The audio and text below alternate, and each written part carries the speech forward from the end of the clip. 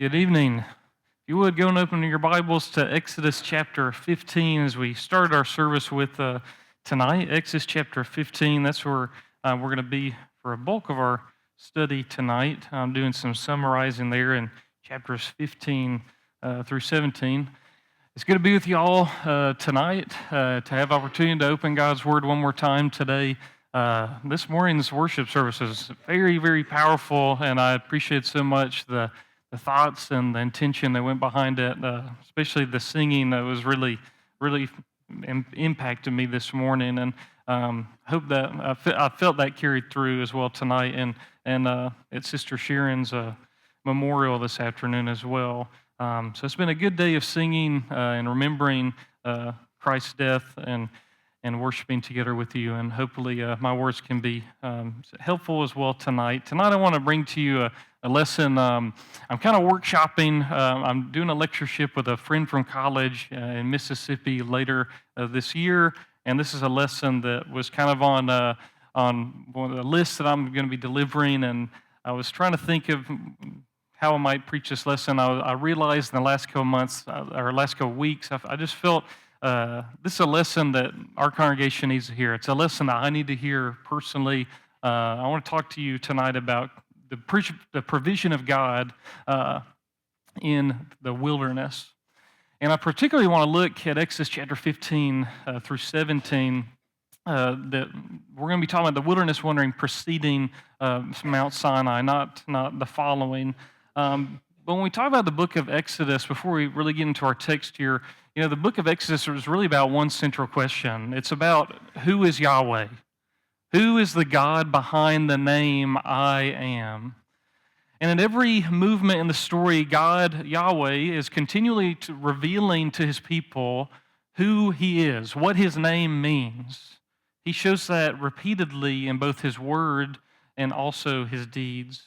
And so to Moses at the beginning, the burning bush, Yahweh is the God of his ancestors. He's the God of Abraham, the God of Isaac, the God of Jacob.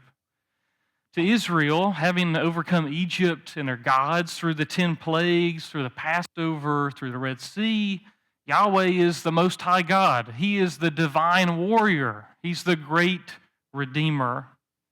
And God will continue to unveil his identity in the Exodus, in the book of Exodus. He's going to go, after he saves his people, take them to Mount Sinai. He's going to show them his character by his law, by describing who he is in Exodus chapter 34. And he's going to show them, ultimately, by the end of the book, by putting his presence, his glory right there in the midst of their camp in the tabernacle. But here in the journey portion, a portion I think that usually kind of gets overlooked a little bit in the book of Exodus, because it is a little bit shorter, God wants to show something very particular about himself, and that is that he is a provider. And so that's what we're going to talk about tonight. We're going to summarize chapter 15 through 17, this section of text here, and talk about and kind of examine Israel's departure from the Egypt. In doing so, hopefully we can learn to avoid Israel's mistakes and how they encountered and dealt with the wilderness period here, but also help us to learn to draw nearer to God in these wilderness periods of life. So let's just summarize really quickly our text. We read the first instance here of Mara, the first instance of God's providing here in the wilderness at the beginning of our services. But what you see is there's kind of a pattern of provision here in the story of the wilderness wandering in Exodus.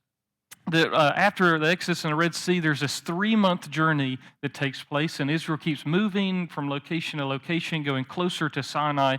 And there's a recurring pattern of events. There's a change in camp or a change of place. There's a problem that's introduced related to their food and their drink. And then finally, God provides for them each and every time. Bam, bam, bam. So we have Mara, where there's the bitter water, and then the water's made sweet. We have the wilderness of sin, where there's no bread or there's no meat, and they're hungry. They're wanting some sustenance. And so God gives them quail. He gives them manna in the morning and the evening. And then lastly, Rephidim, the wilderness of Rephidim, later named Massa and Meribah, we see God providing water for the people when there is none. But each of these 3 events, they're really all working to really create 2 different types of opportunities here in the accounts here. And that's to show really, on the one hand, that Israel's faith is being tested in the midst of these events, but also Yahweh's love is being proved for his people. And so we need to be thinking about these things because not only, are they both happening as Israel's faith being tested, but Yahweh's love being proven, but they're also feeding back into each other. That they're meant to be a cycle of increasing mutual trust and love between Israel and their provider, God. And so let's look at these two a little bit more closely, and then we'll turn to ourselves and then to Jesus, and the lesson will be yours tonight. But let's talk first about testing of Israel's faith in God. 3 days into the trip, it doesn't take long, and God is already beginning to prepare Israel for what's to come. He's taking them to Mount Sinai. They're on a journey. This isn't like the wanderings, the just meandering, waiting for people to die after Mount Sinai. God is taking them on a specific trip, and he's preparing them for what's to come because they're coming to receive the covenant, God's covenantal stipulations, his commandments. And so he gives them a series of tests along the way. But even still, as our brother read, Peyton, I don't know why I blanked on your name for a second there. Peyton read for us this evening. God's testing commandments were preceded not only by God's gracious redemption in the Exodus, but also the gift of sweet water. And after this grace that God gives, demonstrating his love for Israel, this is what the text says. Let's read it one more time in chapter 15, 25 through 26. Verse 25 through 26, It says, "There the Lord made for them a statute and a rule, and there he tested them, saying, If you will diligently listen to the voice of the Lord your God, and do that which is right in his eyes, and give ear to his commandments, and keep all his statutes, I will put none of the diseases on you that I put on the Egyptians." So here's what we have so far. We have God graciously giving a gift to his people. We have a test being laid before Israel, and then a promise given, a promise of blessing if they will be faithful to his commandments. And so God is really laying the groundwork. He's setting them up for Sinai, for what's to come. If Israel will listen, if they will hold fast, if they will obey the words of Yahweh, they will experience blessing. But when we get to the next location, when we move from Mara over to the wilderness of sin, what we see at the next location is now God begins to give them two specific tests in relation to their food. In the first instance, there wasn't necessarily a test, but there is a promise of tests to come. And so here we see the test now laid before them. And look in chapter 16 in verses 4 and 5. God tells them, "Behold, I'm about to rain bread from heaven for you, and the people shall go out and gather a day's portion every day, that I may test them, whether they will walk in my law or not.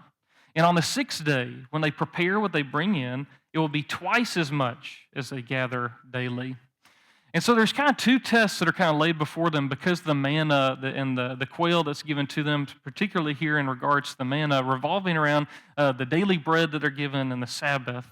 And so in the first test, Israel is meant to take as much of the bread as they can each and every day, and they're supposed to bring it so that everybody can have as much as they need to eat, but they're supposed to eat it all before the next day. The second test regards the Sabbath. The sixth day is the one exception. You can collect extra bread, twice as much bread that you would need, because you're going to need it for the next day. Because the Sabbath day comes, you're going to be resting. God doesn't want you going out and working on the seventh day. And so both of these tests that Israel has laid before them, they both required faith. They required reliance upon God's provision. Faith that God would continue to provide for Israel for another day, that he would give their daily bread the next day. Faith, it required faith to relinquish control. Faith it required them to refuse to hoard food away. It required them not to overwork themselves in order to get extra food and to try to secure themselves without the help of God in the wilderness. And so these, two tests are laid before Israel.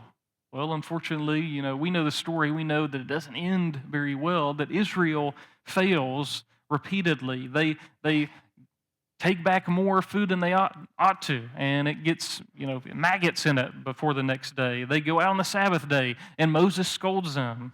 Well, by the third location, when we get to the place where they have no water, we see that Israel's faith has ultimately continued to deteriorate. Israel now has done something even worse than they've done before. Now they turn the testing onto God rather than on themselves. And they find themselves without water, but now their quarreling is even worse. Look in verse 2 of chapter 17, and then we'll look in verse 7. It says, "Therefore the people quarreled with Moses and said, 'Give us water to drink.' And Moses said to them, 'Why do you quarrel with me? Why do you test the Lord?'" And we get a little glimpse into what it is they were saying in order to test God in verse 7. It says, "And he called the name of the place Massah and Meribah because of the quarreling of the people of Israel and because they tested the Lord by saying, 'Is Yahweh among us or not?'" That final statement that Israel gives right there in chapter 17, it really cuts to the heart of the book of Exodus. And the book is about Yahweh. It's about the Lord. And it's about his presence among the people. After Passover, after the splitting of the Red Sea, Israel brazenly asks, "Is Yahweh among us or not?" And as readers, hopefully, when we read this ourselves, we're wanting to cry out, "What are you talking about? What do you mean, where is Yahweh? He's been here he's right there among you. He's feeding you every day. What do you mean, where is Yahweh?"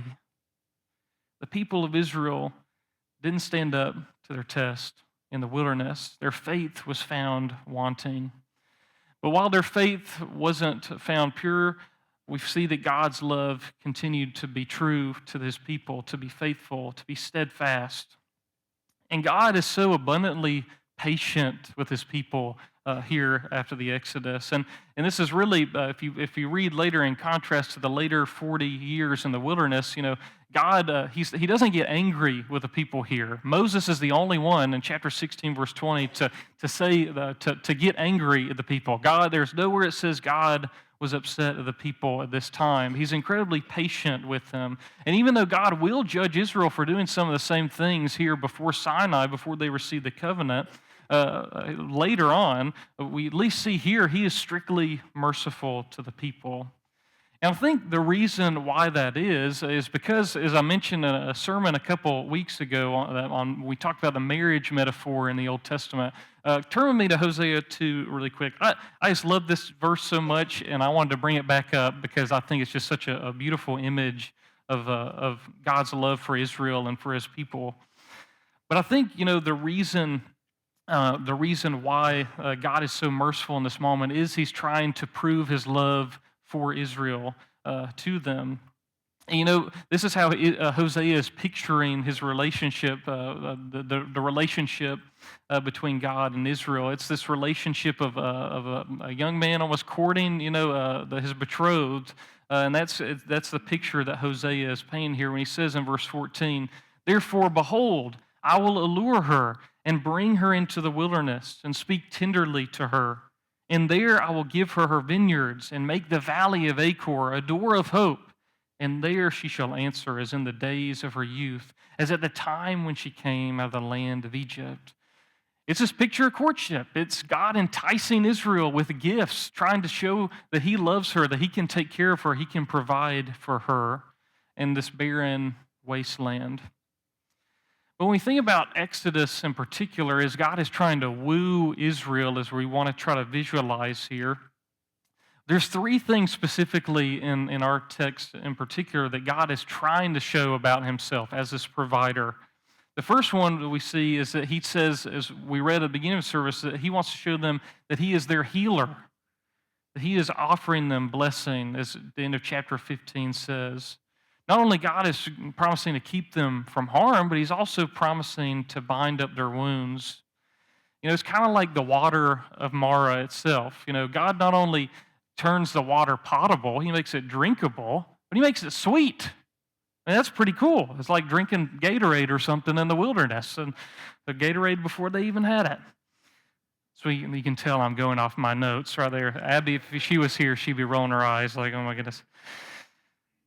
But not to mention had God been, not only did God give them the sweet water, but also right around the corner, where do they end up? They end up in this oasis. There's 12 springs. There's 70 trees, 70 palm trees there for shade. There was something right around the bend for them if they could just wait. And yet God still gave them that sweet water even at that time. He made that bitter water sweet. And so God is their healer. He gives them abundant blessings, but He also wants to show them His glory, His presence among the people as well. Verse 6 and 7 of chapter 16 says, "At evening you shall know that it was Yahweh who brought you out of the land of Egypt. And in the morning you shall see the glory of Yahweh, because He has heard your grumbling against the Lord." When Exodus speaks of this phrase, the glory of Yahweh, I didn't notice this until I was studying this week. I thought it was really interesting. The glory here, it can refer to honor, of course, but really it's talking about God's presence. And we see that because in two other times where this phrase is used, it's used in Exodus 24, verse 16, on Mount Sinai, referring to God's glory descending on the top of the mountain. And then again in chapter 40, verse 34, where God's glory fills the tabernacle itself. And so glory not only has to do with the honor ascribed to God, but also His real presence. I think this is really huge. This is something God is trying to show to Israel. There's something very powerful in the wilderness, that He is right there among them, that His presence is palpable and it could be experienced in these acts of provision. But not only does He show blessing, does He show the presence, but He also shows the covenant that He's going to be offering to the people in just a few short months. In verse 16, or chapter 16, verse 12, God says, "I have heard the grumbling of the people of Israel. Say to them, at twilight you shall eat meat. In the morning you shall be filled with bread. Then you shall know I am Yahweh your God." And maybe you noticed as we read several of these passages that second person plural pronoun, your. There's a personal relationship that God is trying to establish here. He is not just the Most High God, but He is their God as well. And of course, this language about being their God, about being His people, that's covenantal language. That goes all the way back to Exodus chapter 6, verse 7, when God told Moses, "I will take you to be my people, and I will be your God. And you shall know that I am the Lord your God, who brought you out from under the burdens of the Egyptians." And so God, in all these different these acts of provision, He's doing something really specific. He is trying to build a relationship with His people. He's trying to show them who He is. He's trying to show them how He loves them, how He can provide, how He can save, protect them. And He just wants them to see so they can trust and obey Him. And so all of these events that we just read, like I said, I think these are some of the stories that really stick out to me from reading these stories in the Old Testament as a child. You think about the manna falling and the quail. I can see those, flannel graph boards and everything of those pictures and things, right? Like, that's very vivid. But, as we get as adults, maybe we kind of poo-poo these stories and don't like to think very hard about them. But we see, I think, after we focus on what God's trying to show us, is that these are not filler episodes, that this has real meat behind it, no pun intended. But the Lord is consistently trying to attempting to woo Israel, but Israel is playing hard to get. God meets need after need. He gives in abundance. He promised them blessing, communion, and covenant, but still wasn't enough for them. They allowed the wilderness to starve their faith. All these events that we've just kind of summarized, they leave a really profound impact, not only on us and a very vivid image of God's provision, but they've left a really profound impact on the biblical writers, especially as we'll talk about in a second, Paul, and of course Jesus and his own lived experience before his ministry. So let's kind of turn now and talk about not only the pattern of provision, but let's talk about actually experiencing God's provision ourselves. Just like Israel, we get drawn into new circumstances in life. They cause us to feel like we are in a type of wilderness. And by wilderness, I mean a new place in life, an unknown place. You have not been there before. It feels dangerous. There are new problems that arise in this new setting. And there's a choice that's repeatedly laid before you. Am I going to rely on God, or am I going to rely on myself or other means? After talking about the pattern of provision, you might be expecting me to say, the answer is really simple. Well, you're in a new place. You got some new problems, but just hang on. God's going to solve your problems. Just wait.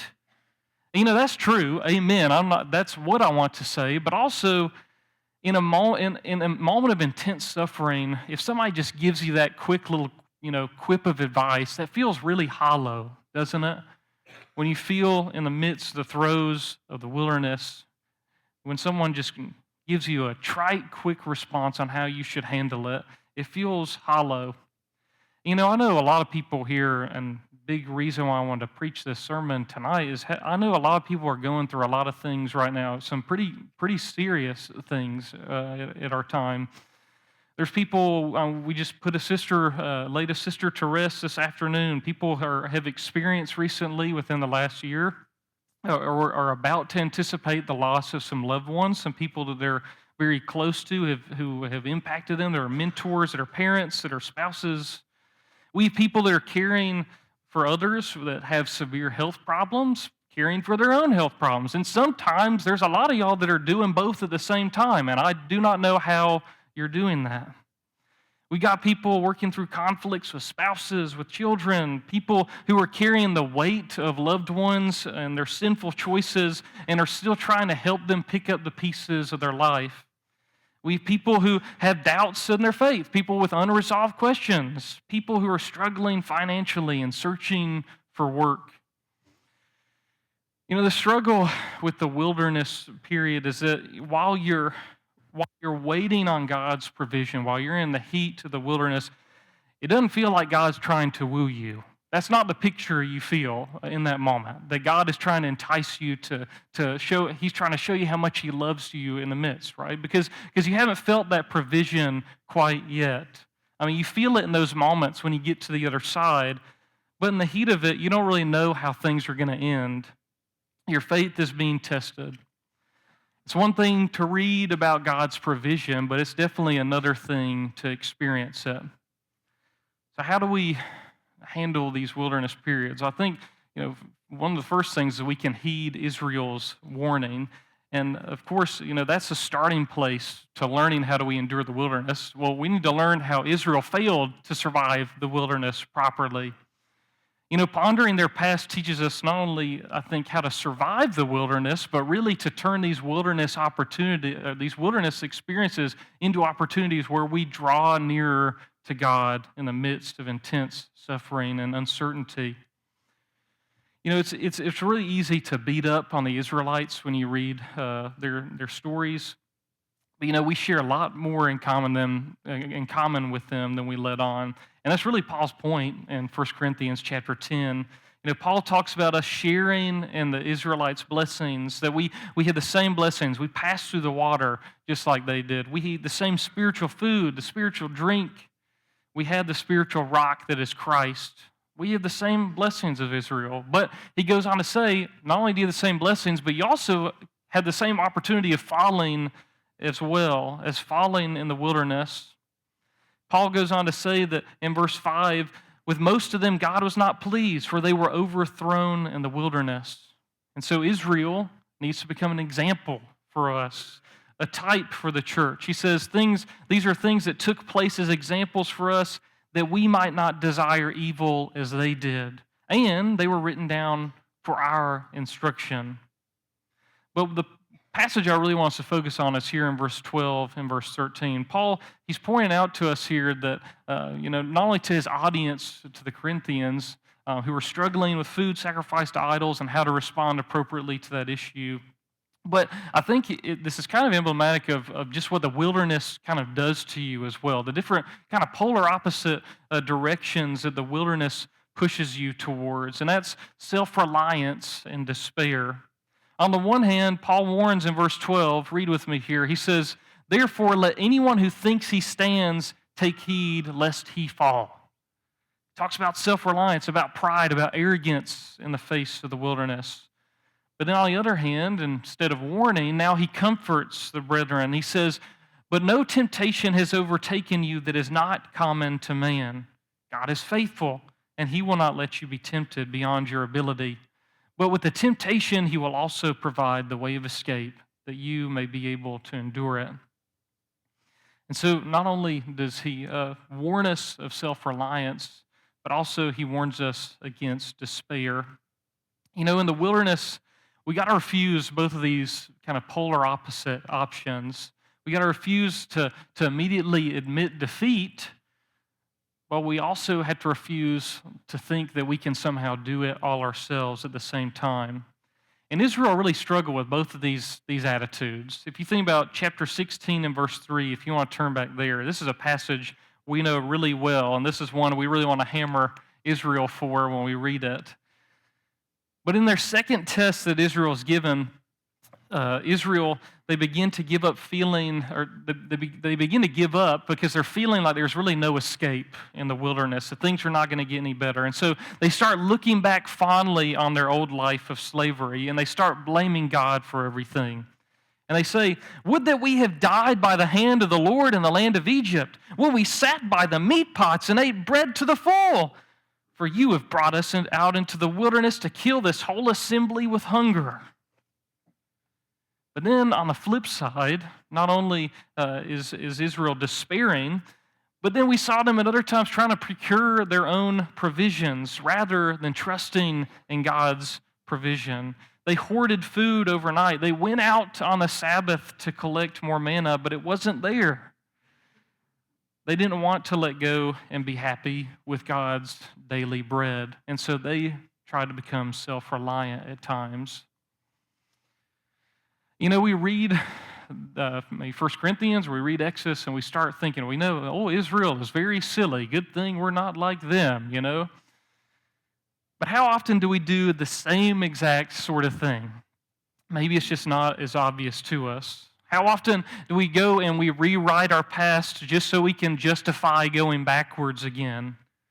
Instead of recalling God's past provision in my life so that it can see me through my present wilderness, well, we might say, well, my old life was okay. I mean, I survived. I got through.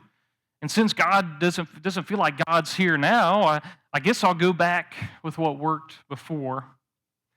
We're kidding ourselves, right? We go back to the vomit, you know, we go back to the slop, but it doesn't make things better. It only puts us even in a worse situation. We quickly forget how God has worked in our lives, and we quickly forget that He's still working even amid the wilderness, even when we can't see what He's doing. But how often do we also try to carry the weight of our problems all by ourselves? You know, we tell ourselves, I'll just gather a little bit more manna. I'll go out. I'll work a little bit harder. I'll work an extra day. I'll create a buffer between me and my problems. I'll insulate myself from anything that might come. I don't need to bother God. I don't need to bother my brethren with my problems. But we kid ourselves again, don't we? Because there's always something that comes along that's too big for us, something that we can't control. And then we do like Paul says, we collapse. We fall on our face emotionally, physically, financially, or spiritually. So Israel doesn't really look as silly as we often think, does she? Israel teaches us, I think, that there's no problem too big, there's no problem too small that God can't overcome with His provision. And as we await God's sustenance, asking, seeking, and knocking, being very active in that waiting, we trust that God is going to provide for us, but He's going to do so in His time. And if we endure the wilderness period rightfully, well, we're not just going to survive it, but we're going to turn that into an opportunity where we can draw near to God as He's been drawing near to us all along. But not only do we need to heed Israel's warning, but lastly, I think on a more positive note, we need to remember Jesus' testing as well. Isn't that what Jesus used his wilderness testing for? I mean, it's one of the two events that he has or he does before he goes into his ministry. He's baptized and immediately goes into the wilderness. And what does he use this opportunity for? He's challenged by Satan. Satan is trying to drive a wedge between the Son and the Father, but Jesus uses it as an opportunity to draw nearer and nearer to God. He is the true Israel. He's the example that we ought to follow and model. And his first two temptations in particular, I think, have really strong ties with our earlier reading.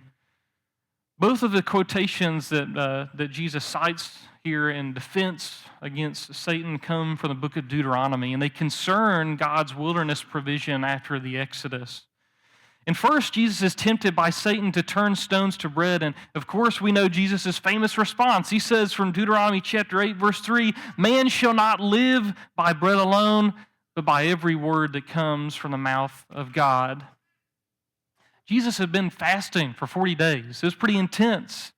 And yet, Jesus drew nearer to God. Instead of miraculously producing bread, which he could have done, which he had the right to do, which God had done for Israel, well, he reminds us really what God's feeding in the Old Testament was really meant to be about. It was never about the bread in the first place. The people were given manna by God, Deuteronomy says, to humble them, to make them dependent upon God for their life. Their security wasn't in the bread that they ate, but it was in the God who had sent it from heaven. And in this testing, Israel was meant to see that they could trust God and that his commandments were for their good. And so Jesus prioritized God's purposes in the wilderness rather than his own needs. Man shall not prioritize his needs over God's purposes. That's basically the essence of the first test that Jesus experienced. But the second one, we see him basically teaching us that man shall not demand God to serve him. Jesus is tempted again by Satan. Hey, throw yourself out the temple. He's commanded his angels. He won't let your foot hit a stone. He'll send angels after you. He's promised. God keeps his promises. Make him keep his promise to you. Throw yourself out the temple, Jesus, if you are the Son of God. And Jesus responds, again, it is written, you shall not put your Lord, your God, to the test. If Jesus threw himself out the temple to make God keep his promises, well, he'd be making God answer his demands. That would be driving a wedge between the Son and the Father. And to put God to the test, it implies that somehow God is somehow in service to you. And Jesus shows for his followers, this is completely backwards. This is not how things are supposed to be. Jesus didn't have to ask the question, is Yahweh among us or not? Is Yahweh with me here in the wilderness? He knew God was there and that he would keep his promises. And what's so cool is in verse 11, we see at the very end, the angels come and they minister to Jesus, just as the devil was trying to entice Jesus to get these angels to come save him from throwing himself out the temple. God sent the angels. He kept his promise, but he did so in his own time. And Jesus was willing to wait and not demand God to serve him. And Jesus' wilderness testing, it also prepared him for so much worse things that were going to befall him. The night before Jesus' crucifixion, Jesus was again tested 3 times in the Garden of Gethsemane. And yet, what is it that Jesus repeatedly prays in the midst of this intense suffering? He says, "My Father, if it be possible, let this cup pass from me. Nevertheless, not as I will, but as you will." Jesus went to the cross because he knew it was the will of the Father, even though it wasn't something he necessarily wanted to do. And he experienced unknowable pain, but he did it because he knew it was for our good, and that his Father ultimately was going to provide a way of escape. I can think of no more intense wilderness moment in the Bible than Jesus' passion, his death on the cross, and the torture he endured beforehand. But he knew God would provide a way of escape, that even though he was walking that path, he was going through that wilderness moment, that God would give him the provision to get through, that he would raise him from the dead, and that he would exalt him at the proper time. And so Jesus, of course, he shows us in the midst of the wilderness, I think, two things in short. I think first, if we want to summarize it in Jesus' own words, I think Jesus shows us that first we need to seek first the kingdom of heaven and his righteousness, and all these things will be added unto you. That Jesus prioritized the needs of the kingdom, the purposes of the kingdom above his own needs, even though he had every right to. If anyone had a right to, it was him. But he also didn't demand God to serve him. Instead, he prayed, not as I will, but as you will.